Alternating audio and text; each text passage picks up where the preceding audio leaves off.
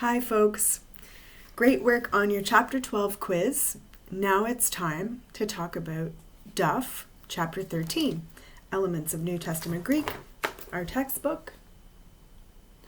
Time to move on to chapter 13, where we'll be talking about, most importantly, more third declension nouns. And after chapter 13 is finished, you will have been introduced to every single kind of noun. I told you that there were 3 declensions, and early on in the year we did the first declension and the second declension, and those were largely based on gender. So if you saw logos, you knew this is a masculine noun, it's going to follow those masculine endings that I know. And if you saw, the entire noun chart actually is on page 255 at the end of your textbook. And so you can see, probably you can't see that well, but the first and second declension in the top box are all based on gender. You have your 3 different kinds of feminine nouns. You have your neuter nouns where the nominative and accusative look the same. You have your masculine nouns like logos. And you basically memorized endings based on gender. So now here we are at the final declension, the third and final declension, the third declension, and we learned in chapter 12 that these nouns aren't so much about gender. They just have a different kind of endings. They're in a different family, and you did well learning those. For consonant stems, you learned that the interesting thing about third declension nouns is that the nominative is not where you find the stem. In fact, you have to go to a different case, the best one might be the genitive, to find the stem of third declension nouns, no matter the gender. And so you worked out that in chapter 12, for the third declension consonant stem nouns, that the chart looked something like this. The nominative singular, where you would normally find your stem, it was totally various, and you couldn't work out the stem from the strange nominative singulars. But the rest kind of fell into place. Accusative was a or as, and the genitive is where you usually found your stem. It's os and own, which was lucky because basically all the genitive plural nouns end in own, and so the third declension is no exception, no matter the gender.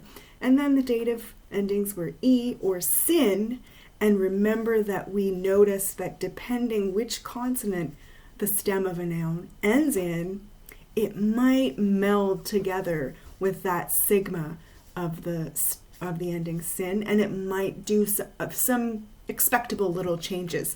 Like, for example, if the stem ended in kappa plus sigma makes a sound of k, s, ks, ks. And so Greek would actually glom those into one letter of a xi.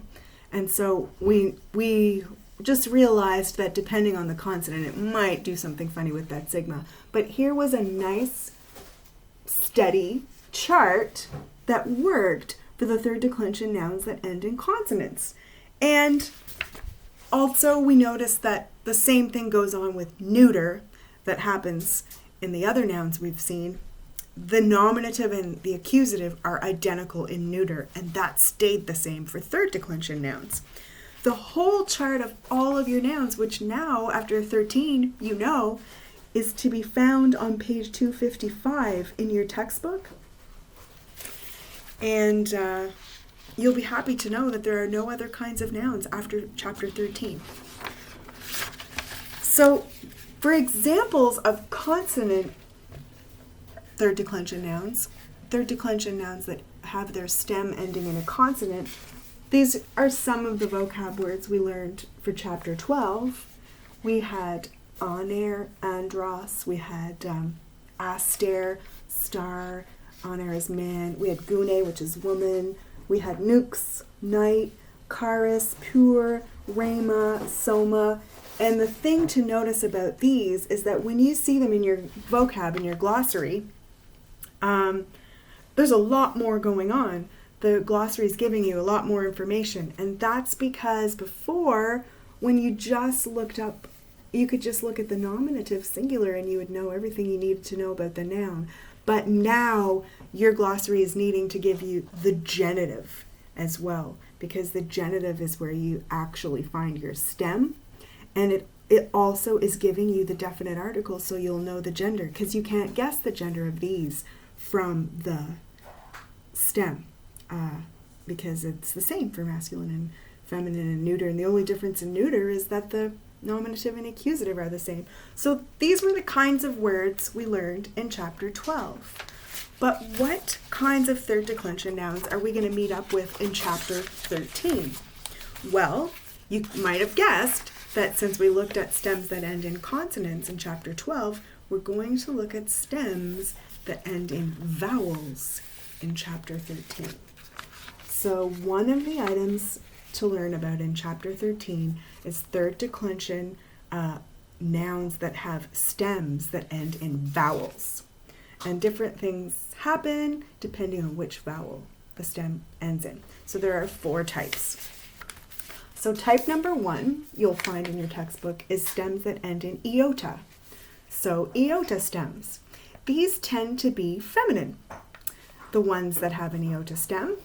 And they're often abstract nouns. So what's an abstract noun? Well, table is not, but like love is. So abstract nouns are nouns that describe ideas as opposed to items like mug.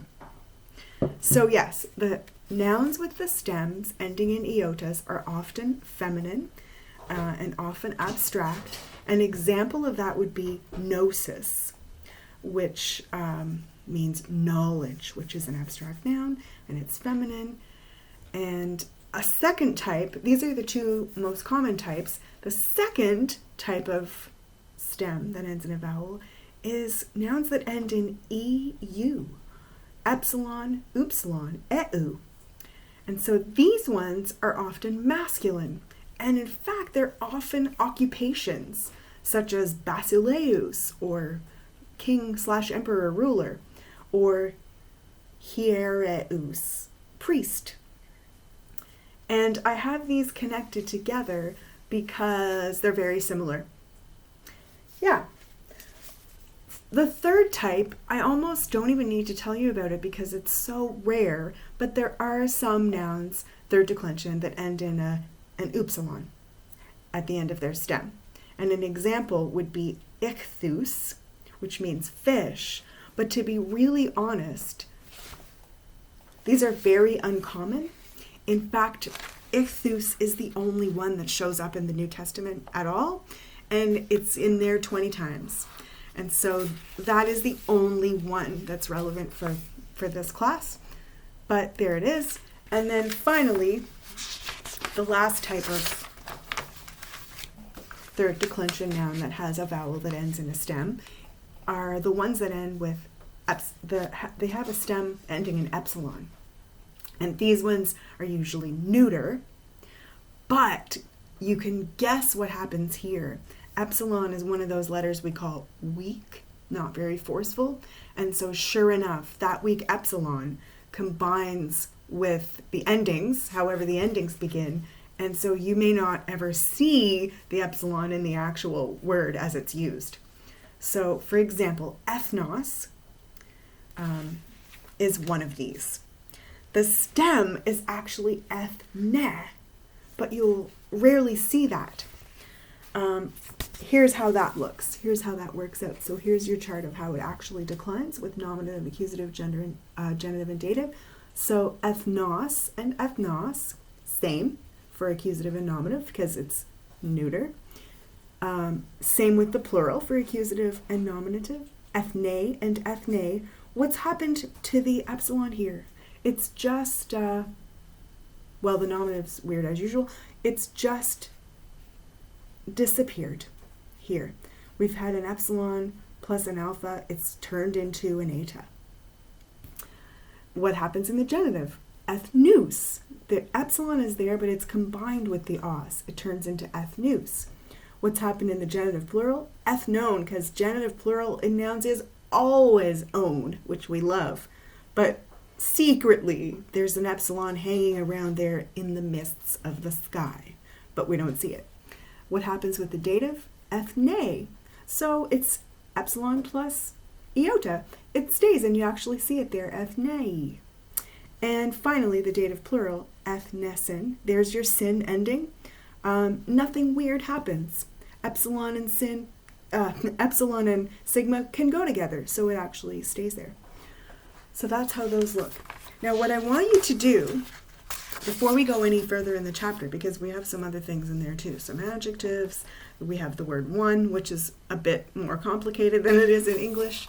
And so what I want you to do first is go to those practice exercises, 13.1, and there's going to be some parsing there, and you can look at the endings for all of these third declension nouns whose stems end in a vowel. Have a look at them and then practice parsing some of them in the little mini exercise and check your answers against the back of the book. We're stopping right there for now, so you can sit with that and have it give it a little try, and then another video on chapter 13 will be coming really soon.